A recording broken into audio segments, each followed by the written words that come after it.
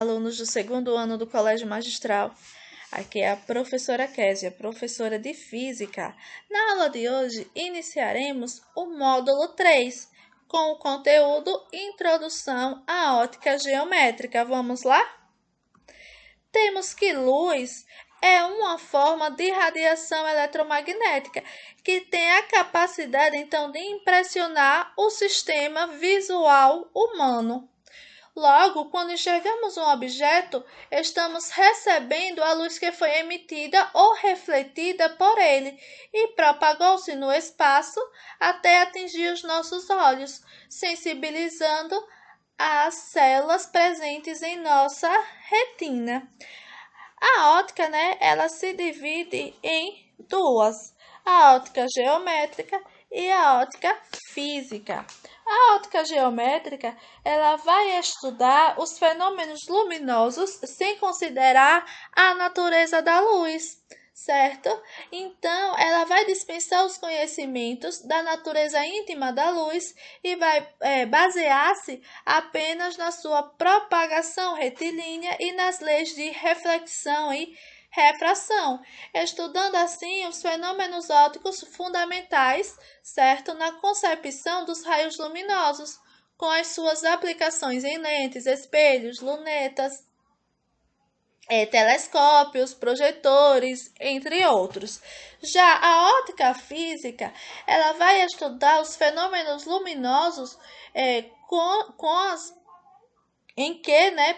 as explicações elas vão dependerem das teorias relativas à natureza da luz.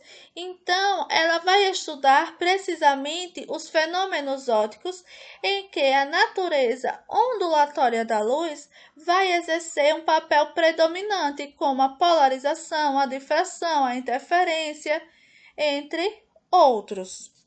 Temos então aqui as fontes de luz.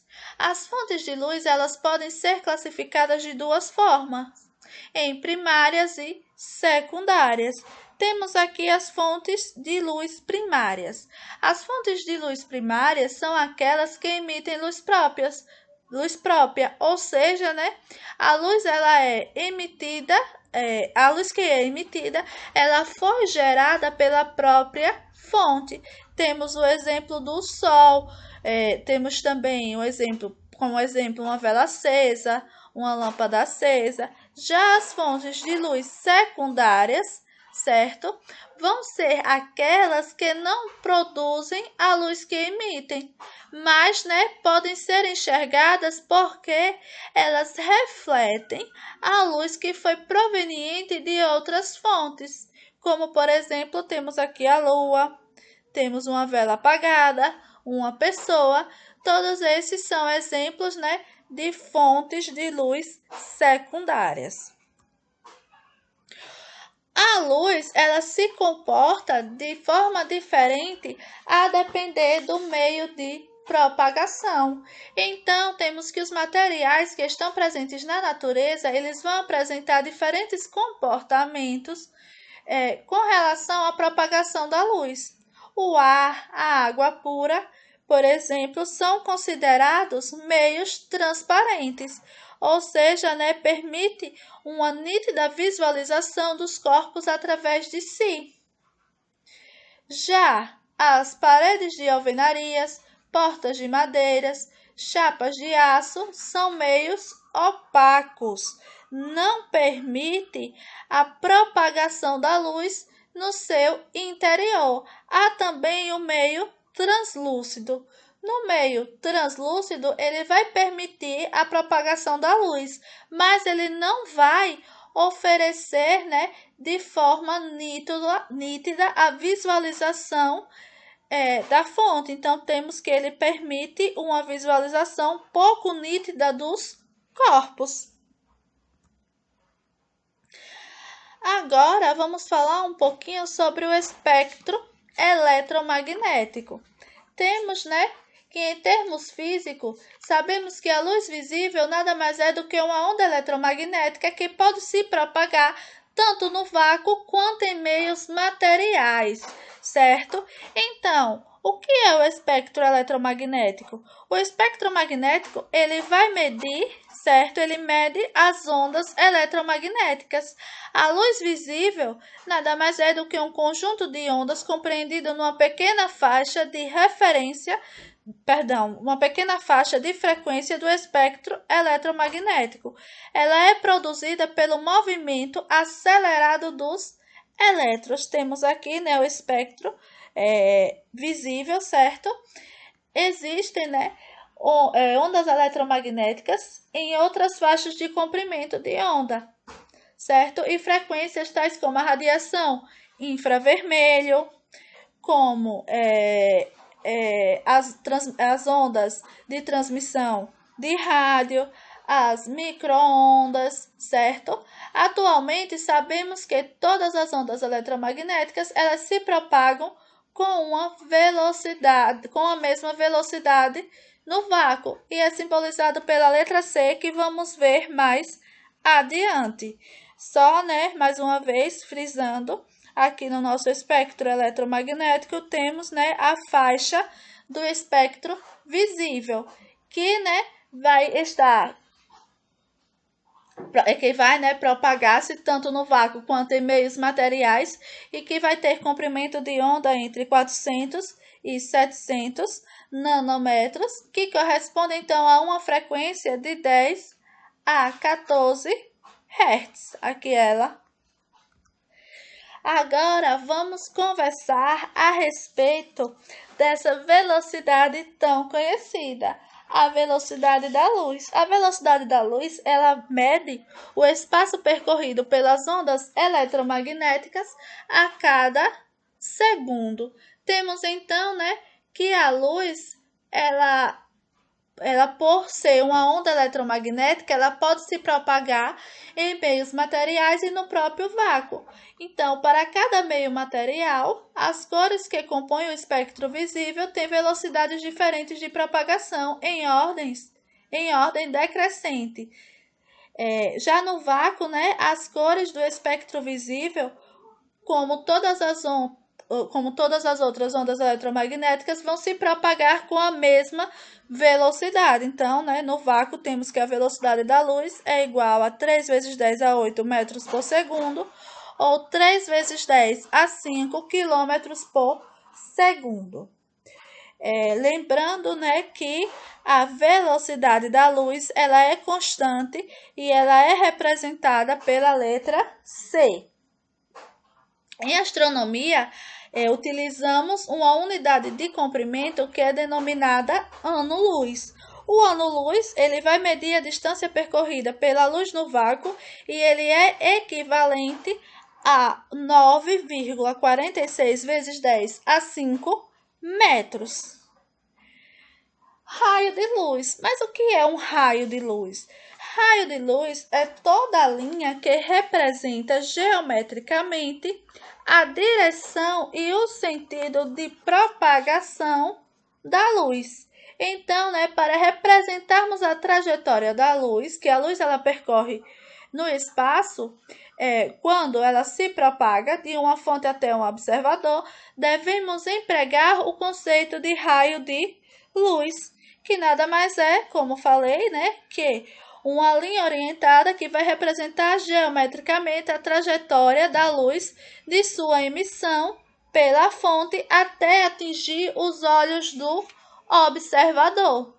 Naturalmente, uma fonte de luz, certo? Como temos aqui o exemplo de uma lâmpada, ela vai emitir infinitos raios de luz em todas as direções. Com isso, né, para representar vários raios de luz, temos o feixe de luz, que pode ser classificado de diferentes formas. Temos aqui ele cilindro ou paralelo, cônico divergente e o cônico convergente, certo? Dando continuidade ao nosso conteúdo, temos então os princípios da ótica geométrica. A ótica geométrica, né, ela para que possamos descrever a propagação da luz, principalmente focando nos fenômenos relacionados à formação da imagem, a gente deve tomar como base os 3 princípios básicos. Essencialmente, esses princípios eles se originam de observações muito simples sobre o comportamento da luz que foi estudado durante vários séculos. Temos aqui o primeiro princípio, que é o princípio da propagação retilínea da luz. Então, em um meio transparente e homogêneo, a luz ela percorre uma trajetória retilínea. O segundo princípio fala a respeito da independência dos raios de luz. Então, um raio de luz, ao cruzar com outro, não vai interferir na sua propagação. Temos então, que as trajetórias dos raios de luz são independentes, ou seja, eles não se cruzam. Um raio não interfere na trajetória do outro. Por fim, temos o princípio da reversibilidade dos raios de luz. Então, o caminho seguido pela luz, independente do sentido de propagação, ou seja, o caminho de ida é igual ao caminho de volta, certo? A forma da trajetória de um raio de luz, ele não vai depender do sentido de sua propagação. Em outras palavras, se invertermos a posição da fonte de luz e do observador, a luz percorrerá o mesmo trajeto, mas em sentido oposto. Temos ainda o ângulo visual. O que é o ângulo visual? Olha, observe a seguinte imagem. Então, quando uma pessoa ela observa um objeto AB, ela vai estar recebendo os raios de luz que partem, do objeto até atingirem o seu olho. O ângulo alfa é chamado então de ângulo visual e vai representar o ângulo sob o qual a pessoa vê o objeto. Por fim, temos aqui, o conceito de sombra e penumbra. Sombra nada mais é do que a região do espaço que não recebe luz direta da fonte. Então, temos que a sombra de um objeto projetado no chão, por exemplo, ou numa parede, é basicamente a região que não recebeu luz de uma fonte por causa da presença do objeto. Quando a fonte de luz ela é pequena, de forma que seu tamanho pode ser desprezível, Temos aqui o exemplo de uma fonte pontual.